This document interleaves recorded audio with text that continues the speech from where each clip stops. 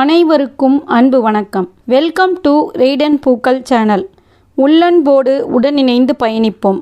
நம்ம சேனலில் வர காணொளிகளை தொடர்ந்து பார்க்க சப்ஸ்கிரைப் பண்ணிவிட்டு பெல் ஐக்கானையும் ப்ரெஸ் பண்ணிக்கோங்க. பல வரலாற்று புதினங்களை எழுதிய அமரர் கல்கி ரா கிருஷ்ணமூர்த்தி அவர்களால் எழுதப்பட்ட மோகினி தீவு ஒரு பிரபலமான புதினமாகும். கல்கியின் நண்பரான பாஸ்கர கவிராயர் அவர்கள் ஜப்பான் யுத்தத்தின் போது பர்மாவிலிருந்து தாயகம் திரும்பும் வழியில் கப்பல் ஒரு மனித நடமாட்டமில்லாத தீவின் அருகில் கரை ஒதுங்குகிறது. தீவின் அழகில் மயங்கி அதை விட்டு வர மனமின்றி கவிராயர் அவர்கள் அத்தீவை ரசித்து கொண்டிருக்கிறார். யாருமில்லாத அத்தீவில் ஒரு ஆணும் பெண்ணும் அவரின் கண்களுக்கு தென்படுகின்றனர். யார் அவர்கள்?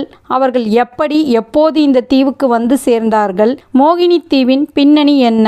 இப்படியான கேள்விகளுக்கு பதிலாக இந்த கதை அமைந்திருக்கிறது. அமரர் கல்கியின் விறுவிறுப்பான கதை சொல்லும் தன்மை நமக்கு ஒரு சரியான விருந்து. கதை முடிச்சு, வர்ணனைகள், கதையின் சுவாரஸ்ய போக்கு, எதிர்பாரா திருப்பங்கள் என்று பல சிறப்புகளை கொண்ட இந்த மோகினி தீவுக்குள் நம்ம ரெய்டன் பூக்களோடு சேர்ந்து பயணிக்கலாம் வாங்க. 1942ஆம் ஆண்டு மார்ச் மாதத்தில் ஒரு சினிமா கொட்டகையில் அபத்தங்கள் நிறைந்த ஆங்கில படம் ஒன்றை எரிச்சலுடன் பார்த்து கொண்டிருக்கும் போது இடைவேளைக்கு விலக்கு போட்டார்கள். அப்போது எழுத்தாளர் அமரர் திரு கல்கி அவர்கள் தனது பழைய நண்பரான பாஸ்கர கவிராயரை சந்திக்கிறார். கவிராயர் நல்ல கற்பனை திறனும் ரசனையும் படைத்தவர். கவிதையிலும் காவியத்திலும் மூழ்கியவர். அவர் பாரத நாட்டிலிருந்து பிழைக்க பர்மாவுக்கு போனார். இவர் போய் சேர்ந்த சில நாளைக்கெல்லாம் ஜப்பான் யுத்தம் மூண்டது. ஜப்பானிய சைன்யங்கள் மலாய் நாட்டை கைப்பற்றி கொண்டு பர்மாவின் மீது படையெடுத்து வந்தன.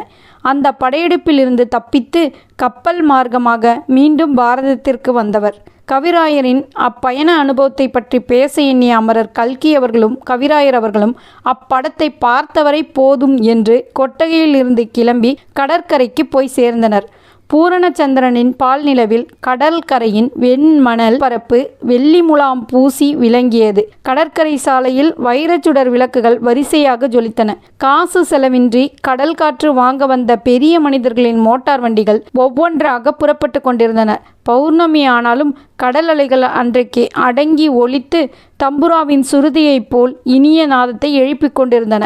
அப்போது அமரர் திரு கல்கி அவர்களின் தூண்டுதலின் பேரில் பாஸ்கர கவிராயர் அந்த கப்பல் பயணத்தின் போது அவருக்கு நேர்ந்த ஒரு அதிசயமான அனுபவத்தை பற்றி விவரமாக கூறத் தொடங்கினார்.